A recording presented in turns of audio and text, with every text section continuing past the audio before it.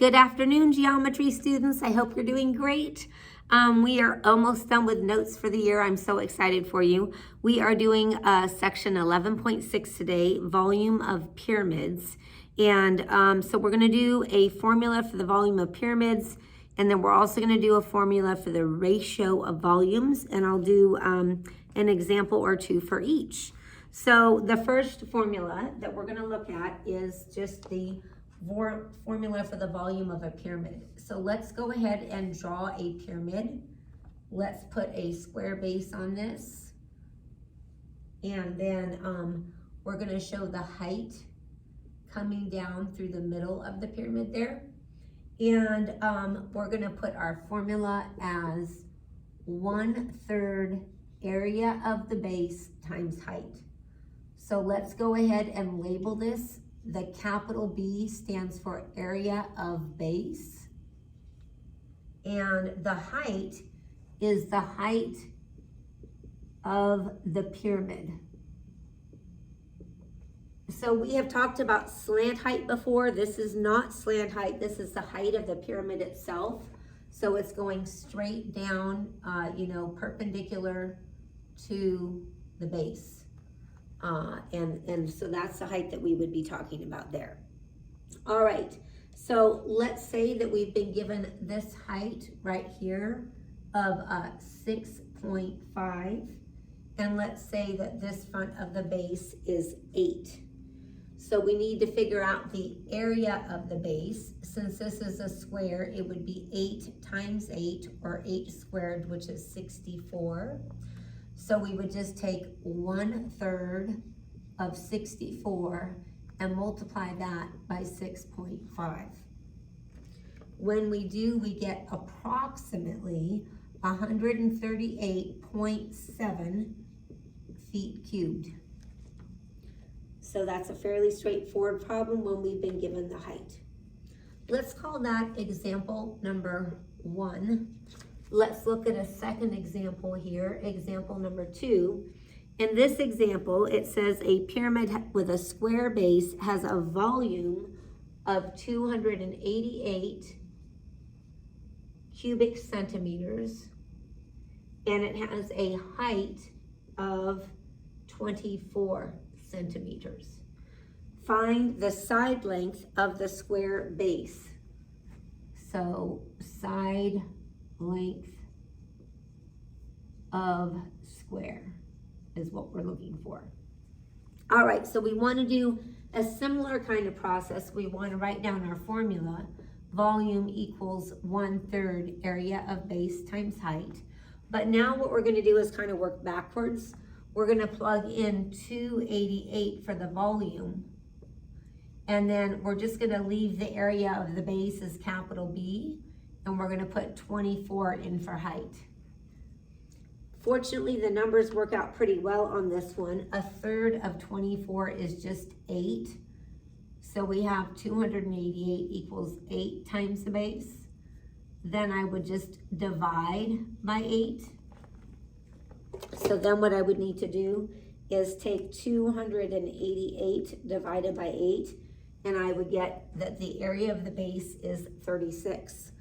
Now we're not quite done yet because they want to know what is the side length of the square. Well, keep in mind that the formula for area of a square is side squared. So if the area of our base is 36, and I know that that is equal to side squared, I can take the square root here, and I can get that the side length of the square is 6. So that's how I would kind of work backwards if I needed to find the side length of the square. All right, we have enough time. I think I want to do one more like that. So let's go ahead and do example number 3, because I noticed that both of these examples have square bases, and that's not always going to be the case. So for example 3, it says a pyramid with a rectangular base has a volume of 320 and a height of 8. It says the width of the rectangular base is 10. Find the length. So we would still use our formula, 1/3 area of the base times height. We plug 320 in for volume. Then we take 1/3 area of the base times 8. In this particular case, what I would probably do is multiply both sides of the equation by 3 so I don't end up with a decimal or fraction. If I do that, these 3's right here will cancel out. Then I'm just gonna take 3 times 320 to get 960 equals 8b. Then I would divide both sides by 8 using my opposite operations here. And I would get that the area of the base is 120. Now keep in mind that the area of a rectangle is length times width. This area is 120, and that would be length times 10, because they've told us that the width is 10. So to find the length, because that's what I'm looking for, I would divide by 10, and then I would get that the length is just 12. So that's how you would work with the volume for the pyramid. All right, let's go ahead and learn one more formula to do with the ratios of the volumes.